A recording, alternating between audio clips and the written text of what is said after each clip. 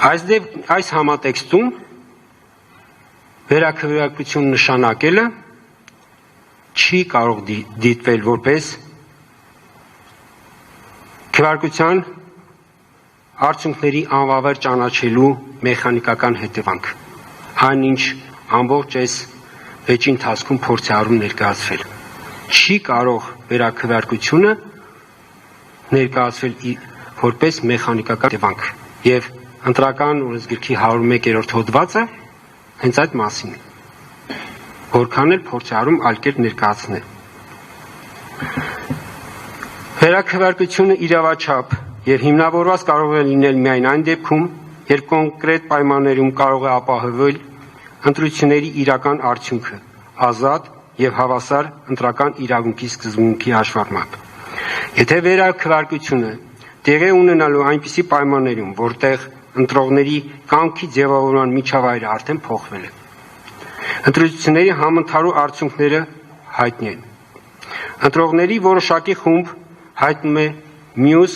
ընտրողներից էապես տարբեր տեղեկատվական եւ քաղաքական ազդեցության պայմաններում։ Իսկ սա այդ մեկտեղ նաեւ ունենք իրավիճակ եւ հակակոռուպցիոն կոմիտեի ներկայացված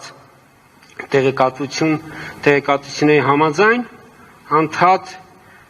խոսվում է ընտրակաշառքի, կոռուպցիոն, այսպես են ընտրողների կամքի վրա ազդեցության այդ մեթոդների մասին։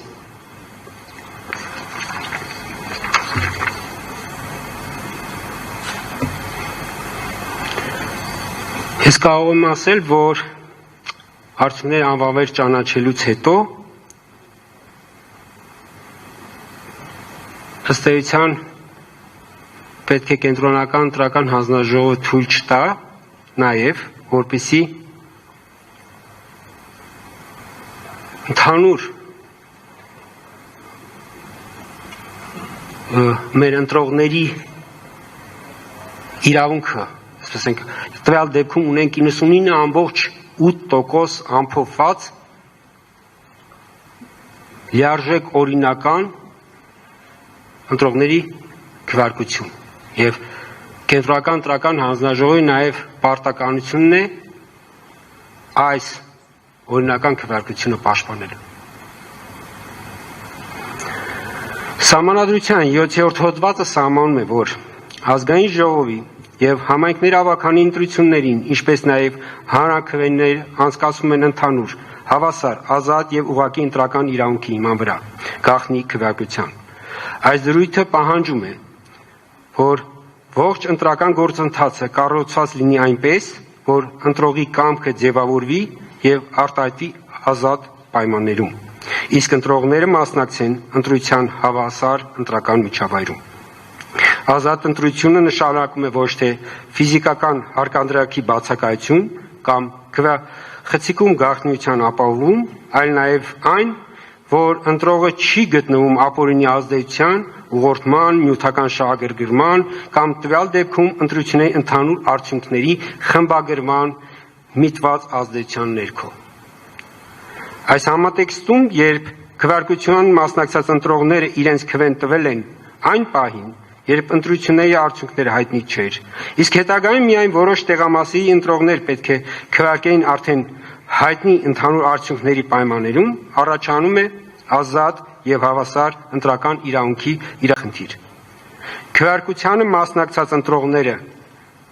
գործել են անորոշության պայմաններում, նրանք չգիտեին ընտրությունների վերջնական արդյունքը եւ իրենց այդ վերջնական արդյունքը կախված է իրենց քվեից։ Ակնհայտ է, որ ընտրվող ուժերի հարաբերակցությունը, ձայների տարբերությունը, մանդատների հնարավոր բաշխումը կամ իրենց ձայների կոնկրետ հաշվարկի ազդեցությունը վերջնական արդյունքի վրա ըստ էության դառնում է ընտրողի կամքի աղճատման մի գործիք։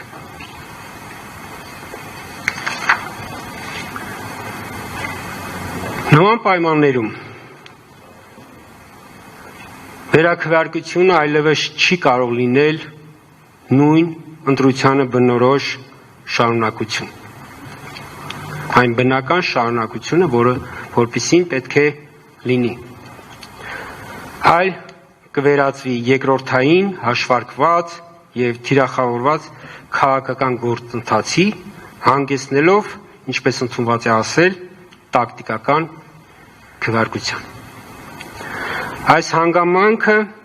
նույնիսկ Վենետիկի հանձնաժողովն է դիտարկել որպես լուրջ ռիսկ։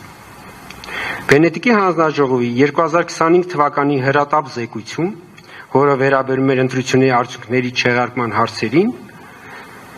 նշվում է, որ եթե խախտումները սահմանափակվել են որոշ ընտրական տեղամասերով, ապա սկզբունքորեն իրավական արձագանքը կարող է սահմանափակվել հենց այդ տեղամասերով։ Սակայն նույն մոտեցման շրջանակում Վենետիկի հանձնաժողովը հատուկ ընդգծում է մի բացառություն. մասնակի վերաքվեարկությունը չի կարող պատշաճ միջոց լինել, եթե տվյալ ընտրական տեղամասերում կրկնակի քվեարկությունը չի երաշխավորի արդար ընտրական արդյունքի հնարավորությունը, բացառելով տակտիկական քվեարկության հնարավորություն։ Եթե ընտրական մարմինը ինքը գիտի, որ ու հստակ է, որ վերաքվեարկությունը չի լինելու նույն ազատ միջավայրում, այլ ընդամենը այդ վերաքվեարկությամբ հնարավորություն է ստեղծելու 99.8% օրինական քվեն վերախմբագրելու։